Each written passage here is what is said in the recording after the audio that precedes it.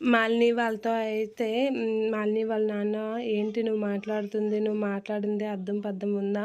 అసలు అక్క చెల్లెల అనుబంధం అంటే ఎలా ఉండాలి? అక్క చెల్లెల అనుబంధంకే మచ్చ తెచ్చినట్లుగా నువ్వు మాట్లాడుతున్నావు మాలిని. నీకు అది అర్థమవుతుందా?" అనైతే అంటూ ఉంటాడు. ఆ మాటలకి మాలిని అయితే వాళ్ళ నాన్నకాసి అలా చూస్తూ ఉంటుంది. ఇక బాధపడుతూ ఉంటుంది.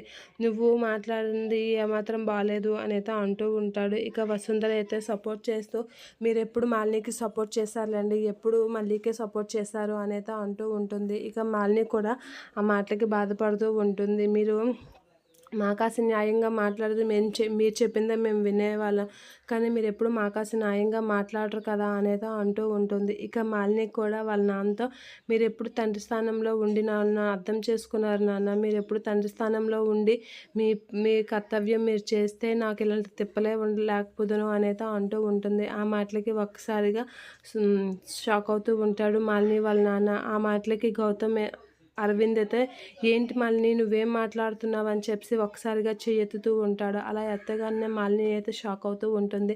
అలా షాక్ అయ్యి అరవింద్ కాసేపు చూస్తూ ఉండిపోతూ ఉంటుంది. ఇక వసుంధర కూడా షాక్ అయ్యి అలా చూస్తూ ఉంటుంది. అరవింద్ అయితే చాలా కోపంగా, "మాలిని నువ్వు వాడిన మాటలు ఏం పద్ధతిగా లేవు" అనేది అంటూ ఉంటాడు. అలా అనేసరికి మాలిని అయితే చాలా బాధపడుతూ అరవింద్ కాసేపు చూస్తూ ఉంటుంది. ఇక వసుంధర కూడా అలా చూస్తూ ఉండిపోతూ ఉంటుంది. అందరూ అరవింద్ చేసిన దీనికి షాక్ అయ్యి అలా ఉండిపోతూ ఉంటారు.